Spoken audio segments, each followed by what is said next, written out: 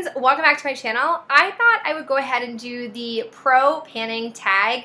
I've been tagged by a couple people to do this, plus even before they tagged me, I was game to do this tag just because I wanted to talk about these questions. I like the whole project panning community in general. I wrote down the questions because I'm pretty old school like that, so we'll go ahead and go through all 10 of them. The first one says, how did you learn about project panning? What was your first impression? I have to say, I don't remember how I learned about project panning. I want to say it probably was through like Pretty Pistol on Cherish's channel. I feel like that was probably the first time I heard of it. And I will tell you, I do distinctly remember my impression of it. I thought it was kind of weird. I didn't really understand the need to like put yourself on a low buy or a no buy and to like focus on using up products, because at the time when I first learned about it, I didn't have much of a makeup collection. Well, fast forward a year or so of being and watching on YouTube, I amassed a ton of makeup. And that's when I realized, like, I get it now. Like, this is kind of an addiction. I'm going to try it. And I was always naturally hardwired with my hoarding closet, because that was always a thing. Even before YouTube, I've always had my hoarding closet. It just hasn't been as extensive as what I've been showing you guys in the past year or so. So I kind of realized it was just kind of how I was wired. And now that I had so much makeup, it just made sense for me to want to do this. And I put my judgment aside. Question 2 says, what's the hardest thing you've panned and the easiest? The hardest thing I think to pan are powder products, in particular blushes. For me, blushes are very hard to pan. I've never been able to do it successfully because I need such little amount of powder on my face, especially for blush. I am so pale. You can see today, like, I'm almost fluorescently bright. For me, putting blush on, like, I just tap it and it's enough for my cheeks. So that makes it very hard to use any kind of blush. The easiest is anything that's liquid. So we're talking like liquid highlight is easy for me to go through, liquid like liner, mascara, anything along that line I've been able to pan really easily without a whole lot of effort or work. Number 3 says, have you attempted the pan that palette challenge? Why or why not? Yes. Last year I did my oldest palette in my collection from Too Faced, which was my, I believe it's the Natural Eye palette, and I liked it. But going into this year, I decided not to do that because I got really bored really easily, and I felt like I wasn't really able to explore my vast collection of eyeshadows. So this year I still wanted to like pan some kind of eyeshadows, which is why I chose to do like quads or a couple of singles that I already was naturally gravitating towards, but just wanted to get rid of some of the excess. I mean, if you guys have seen my collection videos for any of my eyeshadows, it is, I mean, I could do eyeshadow for a village of people and we would still have plenty of eyeshadow to go around for years on end.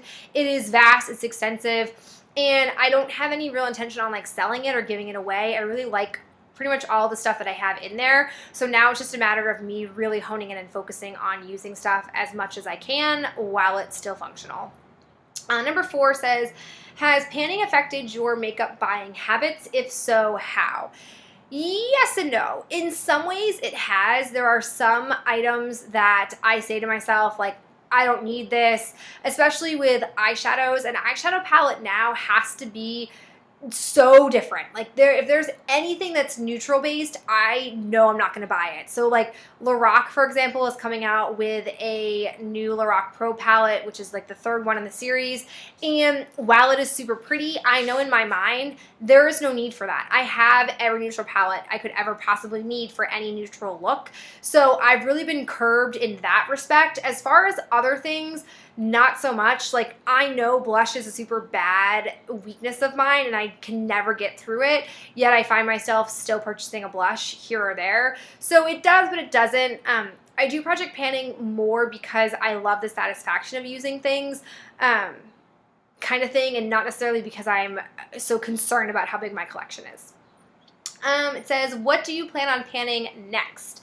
Actually, I've been doing back-to-back Project 10 pans since the new year started. I'm on my second one right now. I'll link you guys above to the playlist of project pans if you want to follow along on my progress.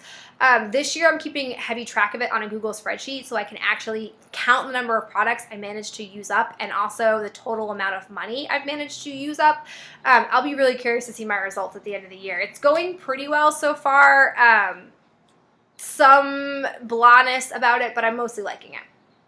It says, number 6, where do you get your panning inspiration and motivation? Definitely the community. I find that me watching other people pan things is very motivating for me. And I also find that doing the seasonal challenges is really fun for me because it helps me always be focused on goals. And I'm a very goal-oriented person. I just am wired to want to achieve things. Same thing with like to-do lists. When I make a to-do list, crossing things out gives me like the best satisfaction ever. Like, I don't know why. It's so dumb. All you're doing is crossing out something that you've written down, but it just gives me life. So me meeting those goals and seeing other people meet their goals just gives me the fuel to keep on going, especially people who are telling me like, you're making good progress. I love that you're, doing this. It's helping me. Like, that just keeps me wanting to do this, not let you guys down or let me down. So that's really a big part of it. Number 7 is, what is your favorite thing about the panning community? I have to say how positive it is. There is a lot of negativity in the beauty community. I'm fortunate that I don't really experience it in the sense that I'm not big enough for people to care enough to say negative things to me, I think. But I just find that there's no one who's ever saying like, oh, it's terrible you're using up products. That's so dumb. Like, people are just very nice to each other and they're just very supportive. And I think that that is the best part of this little niche because so much of the YouTube beauty community is not that. It's very, destructive and mean. And I'm just glad that Project Panning isn't like that at all. Number 8, it says, if you're currently project panning, what item is giving you the most trouble? And that is easy. For me, it is this Clinique Chubby Stick. It's a highlighter stick. What is difficult about it is not using it, but it's being able to track my progress because it's a highlighter. You can kind of see here that it's not rounded all the way around. And so I'm not working on it from top to bottom. I use it at an angle. So whenever I go to show or track my progress, it doesn't show a whole lot because the actual top of it isn't going down. So it's kind of, I'm not like seeing the real change as I mark on the lines the way I do other products because of how it's being used. And it's also a highlight, so it's not going to get used up super fast, especially because it's not liquid. So it's giving me a lot of trouble right now, but I'm going to keep working on it because I just want it out of my life. The next one says, how long do you plan a project pan? Do you see yourself stopping at any point?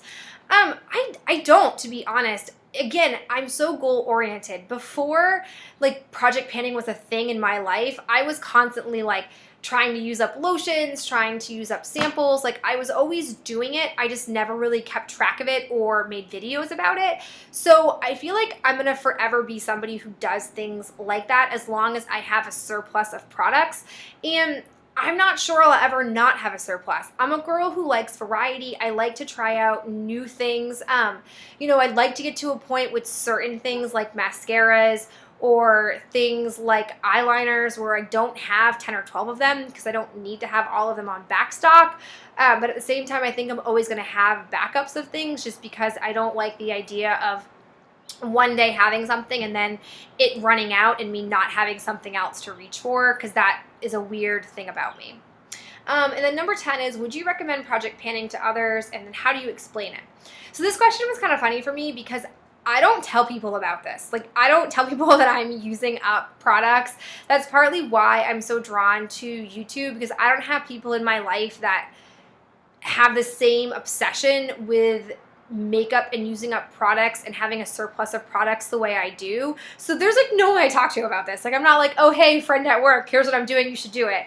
But I think if somebody asked me about project panning, if they naturally walked up to me and asked me on the street, I would say that it's essentially you setting goals to focus on certain products and then getting your money's worth out of it. Because that to me is the coolest part about project panning, is to look at 10 products and say, from start to finish, I use these up completely, and that is using up X amount of dollars. When you look at it like that, it's so satisfying to know that maybe you only used 5 products, but those could have been like $100 worth of products. That's a lot of money that you're seeing yourself get completely in return.